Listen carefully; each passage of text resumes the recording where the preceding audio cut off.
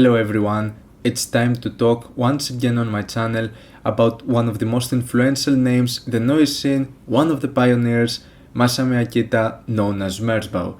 The project of Merzbow started back in 1979 and is still going strong to this day, with one of the longest discographies that probably ever exists, considering of more than 400 albums, and the actual number might be even much higher. Throughout the years, Masami Akita has experimented with many different directions of noise music, from some more avant-garde stuff in the 80s to some more straightforward approaches of harsh noise in the 90s, where he made some of his most notable works such as Pulse Demon and Venereology. In the 2000s there was a shift to more digital than analog stuff, and also Merzbow has taken part to a lot of collaborations, most notably with P-Orridge, who they've done 5 albums together, and also artists such as Full of Hell, Thurston Moore, Susu, and many more. Masami Akita, alongside with his books on Japanese bondage techniques and advocacy for animal rights, has managed to become a significant figure in the experimental scene, and for lots of people being their introduction to the world of noise music, including myself. And there are many inspirational works to talk about, but I'm just going to mention the 10 albums out of his insanely long catalogue that I consider to be the greatest. Obviously, this is just my opinion, and if an album is not included here is because either I don't consider it as significant to put it in my top 10 or I haven't heard it, which is a very likely scenario considering how many albums he's put out. But I've listened to more than 100 Merzbow albums, so I'd say I'm in a good position to reach at my top 10 picks, and I don't see that changing anytime soon. So with all that being said, here's what I consider to be the 10 greatest albums that I've heard out of the humongous catalogue from Merzbow. At number 10 we start with one of the most experimental releases out of this list with the album Live Performance. Originally released back in 1985, known as Live Performance February 85, released on cassette on the French label Le Syndicat and also released in Japan by the label JSF Product with the title Nil Vagina Male Action, this album finally got a reissue 31 years later from Cold Spring on CD in 2016, and this incredible piece over here got the attention it deserved. The 80s was quite an odd period for Merzbow's music, as it wouldn't necessarily consist of noise releases rather than whack experimentations with avant-garde elements and also tape loops, which is what we get with Live Performance. The tape loop stuff makes, in my opinion, for some of the greatest works Merzbow has experimented with over the years, and this album is a prime example, an hour of some of the most bizarre directions of experimental music you could find in the 80s, with some heavily lo-fi noise alongside some extremely imaginative loops, especially on the phenomenal part 2, whose sounds I don't even know how to describe. And also part 4 has a striking sample that can also be found at the beginning of Expanded Music 2, which is one of the best Merzbow songs I've ever heard. The more raw and lo-fi noise feedback might not really lead anywhere, it's just mostly there to fill in the blanks, but the rest of the surrounding elements managed to create a really strong impression, making this one of the most intriguing albums Merzbow would release in the 80s. At number 9 is the collaboration between Merzbow and Genesis P-Orridge, which not only is it amazing to see those two names making an album together, but it's also one of the most well put together collaborations Merzbow has ever done. Genesis' spoken word, theatrical and one-of-a-kind delivery lurks with its dark undertone in a set of instrumentals that are actually quite unusual compared to anything else we would hear out of Merzbow in this period of time. This is actually one of the closest occasions where we would say a Merzbow album is categorized as power electronics, with a few melodic sections, drone passages, some harsh feedback from time to time, and an atmosphere that is quite haunting, accompanied nicely, like I said, with the excellent spoken word elements of Genesis P-Orridge. There is some great chemistry with this album, and even if there are moments like the lengthy shorts are rare, whose big portion is mostly drawn in noisy pieces, a big part of this album showcases some of the most refreshing and most unique ideas being presented in a Merzbow album. So if you haven't heard of this album already, this collaboration is quite a special case for both of the artists' catalogs in my opinion. At number 8 is going to be as CSI Duck, a 2003 release that kinda differs in a few elements when it comes to the more digital approach we would see in his early 2000 releases. There is this more mechanical and industrialized element with its sound that goes closer to the 90s stuff, but there is still this lute and rhythmic sections that can make it more accessible and easier to digest rather than just multiple layers of walls of noise. We're still talking though about quite an intense album. It's quite loud and dynamic, and overall there are some great elements about it. Maybe not as dense as other releases of this era, it goes closer to the relentless side of things, but the looped and more rhythmic sections create a character that make it stand out in comparison to a lot of similar stuff that Merzbow would do at this period of time or prior to that. In a sense, it's also a good starting point for those who want the intensity of albums such as Pulse Demon, but also want a recurring theme that would constantly keep you engaged. And CSI Duck is one of the greatest examples I can think of. Excellent album right here with only 4 tracks going for an hour long and making sure to hit you with some powerful noise from start to finish. At the same period of time at number 7 we have Animal Magnetism, a 2003 album released by the label Alienate Recordings, in which he released 2 of his most critically acclaimed works beforehand, Aqua Necromancer and Door Open at 8 AM. On Animal Magnetism, Merzbow keeps on with a more looped approach on multiple noise textures, including sound of guitars and recordings of his own pet chickens. The approach that we saw being a recurring theme in his works in the early 2000s, also known as the laptop era, makes for possibly my favorite period out of Merzbow, and this is an album of this era that is not as much talked about in comparison to others similar to this style of noise. Quite a brutal and imaginative release, with layers of walls of noise and looped recordings just getting piled up on top of each other. Case in point being the spectacular introduction that is the self-titled track, a massive 21-minute track that starts on a really strong note and constantly developing with new additions and elements to its sound that make it stay fresh and engaging all the way through. Other highlights would include the high-octane Quiet Man with its harsh guitar loops at the beginning, and after a series of free improvised noise sections, we get those weird recordings of distorted chicken sounds and other animals as well. And there is also the finisher Pier 39 with its more subtle synth and recording passages alongside free improvised noise elements that never reach a peak of intensity. This densely packed album that goes for more than an hour and 10 minutes long is one of the most engaging works I've heard out of this era, filled with tons of intriguing releases, and in my opinion, Animal Magnetism is a great work that deserves more attention. At number 6 is Merzbow, one of the most defining examples out of the laptop era of Merzbow that in my opinion has led to some spectacular results, and this is certainly one of them. Bizarre loops accompanied with free improvised noise sections, a heavy use of electric guitars filled with distortion, and at times it has some quite intense parts. On other occasions, it might just go straight into ambient territory.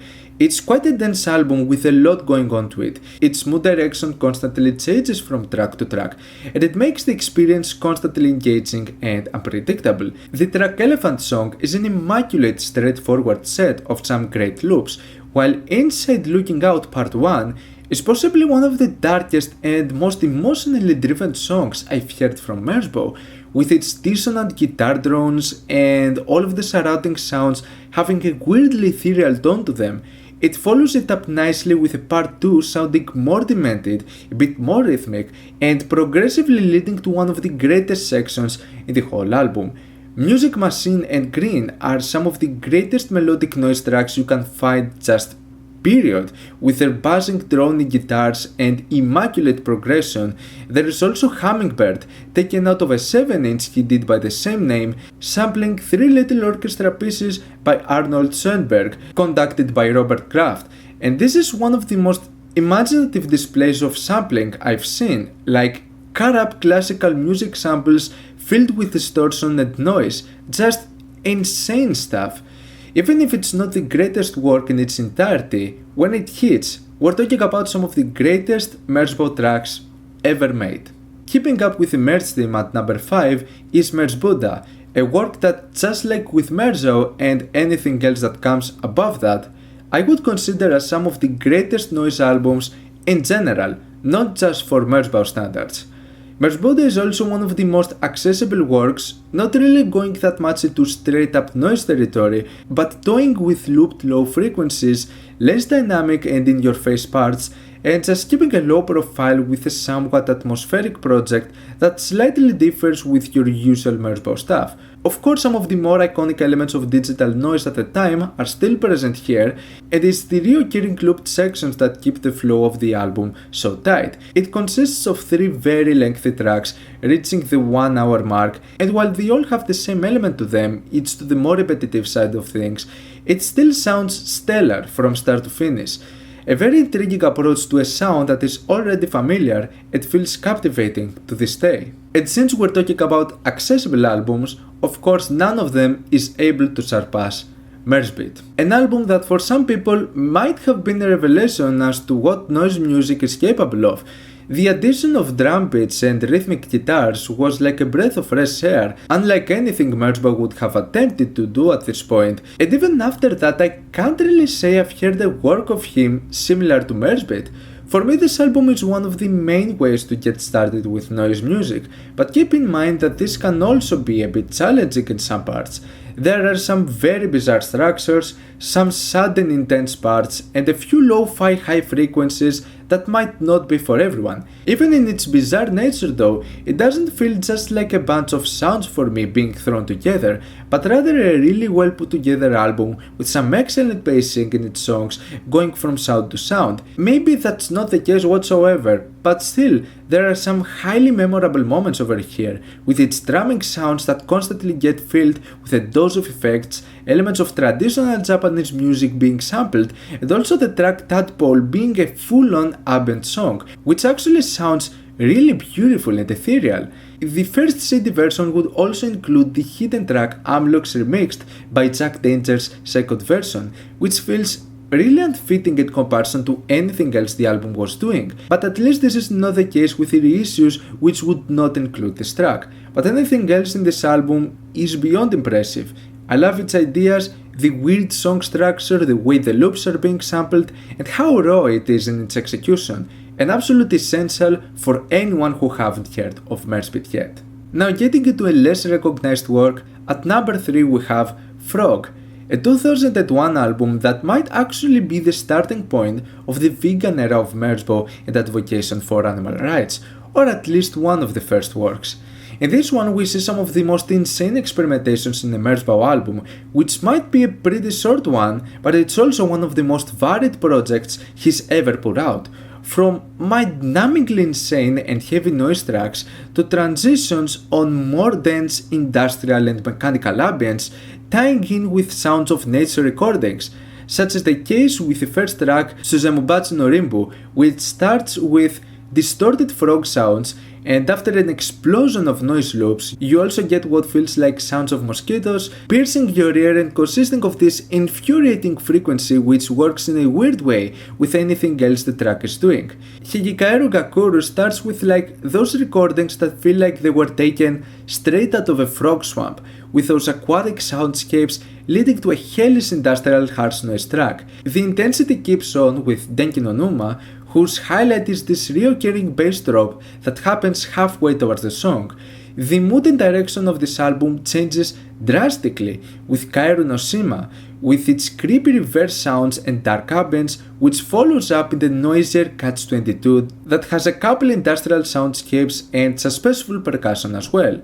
The CD version 2 years later, Frog Plus, contains a bonus CD with 4 more tracks that share a few elements from what the original album was doing, and by itself is a great work, although not reaching the amount of intrigue and variety that is present in the superb 5 tracks in the very first release. I can't recommend this album enough. This one goes places, and it's such an experience. At number 2 is where we get into stranger territory. This is Lowest Music 2, released in Lowest Music and Arts on cassette back in 1982.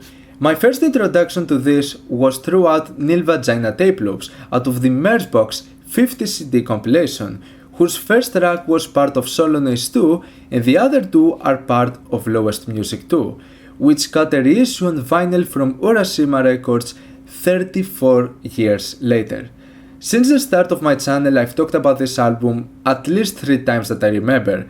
I just can't shut up about it, because in my opinion, there is something really exceptional about this release for its time. So imagine the tape loops of live performance, but without any of the additional noise feedback. You can't even categorize it as a noise album, it's just an experimental release. There is a ton of empty space and silence, or just cassette hiss.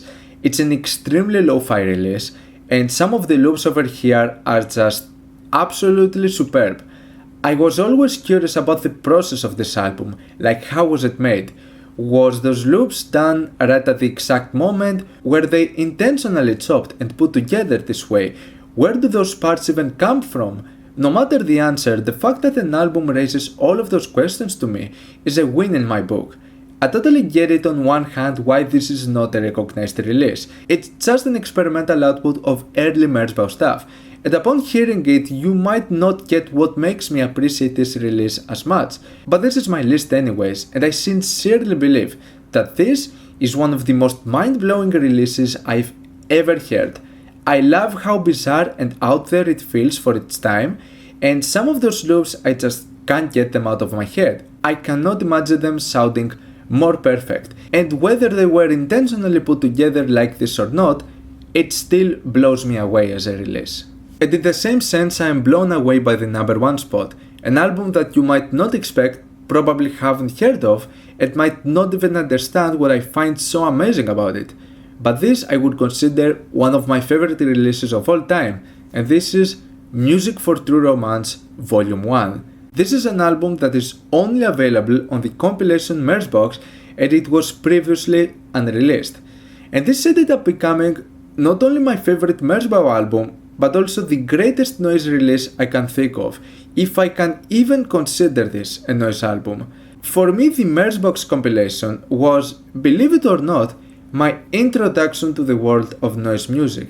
To this day, I've yet to find another album in the noise scene, not just from Merzbow but in general, that reaches these levels of absurdity with its recordings, sampling and loops. Like the very first track is just a marching drum loop that is very loud, very lo-fi, it has a couple of effects here and there, and that's it. Same with the next track, Music Cave, that is just a continuous loop of bagpipes, loud and obnoxious but kinda quirky, and I don't know, I just love it. The track Sea Floating Preparation is where we get the first elements of straight up noise, and it's a really good sounding track with some neat ideas to it. It goes on with a couple of developments for around 10 minutes, and then you get one of the wackiest loops out of the whole album, a bizarre piece of guitar melody followed by a noisy sound. It's getting a bit louder and just goes on for a couple of minutes, and I don't know how to really describe it, but it's quite an experience. The track Simulation Main Ritual literally just replays the first 2 songs, but adds other elements like more noise and more loops until it eventually develops to the loudest track in the project, with its loops feeling like they're taken out of epic orchestral pieces or horror flicks. There is a terrifying atmosphere that is created with some of those loops, their suspense and intensity in volume. But we finally reach the peak of Merzbow's career in my opinion, with the 22.5 minute masterpiece Injured Imperial Soldiers Marching Song. The way this track goes from one sampled section to the next simply blows my mind. Once again, a case of a song that I'm really curious how it was made, what part of it was intentional or not, how did we end up with these loops and why do they sound so perfect. Alongside the characteristic loops, there is a bunch of noise textures getting added and a lot of effects of panning. It's just an absolutely insane journey of a song that seems like it's sampling traditional military Japanese music. At times it's triumphant, it's anthemic, and there's this sense of glory at the end with those iconic, loud trumpets, just feeling blessed being able to experience this. Once again, totally understandable if you're not gonna feel the same way about this, but for me, this is where wacky, bizarre, experimental music reached its peak. and I've yet to find anything else similar to this and captivate me as much as Music for True Romance Volume 1. And these are my 10 favorite Merzbow albums. Let me know yours down in the comments. Leave a like if you enjoyed the video, subscribe for more content like this. Thank you for watching, and I'll see you all in the next video. Goodbye.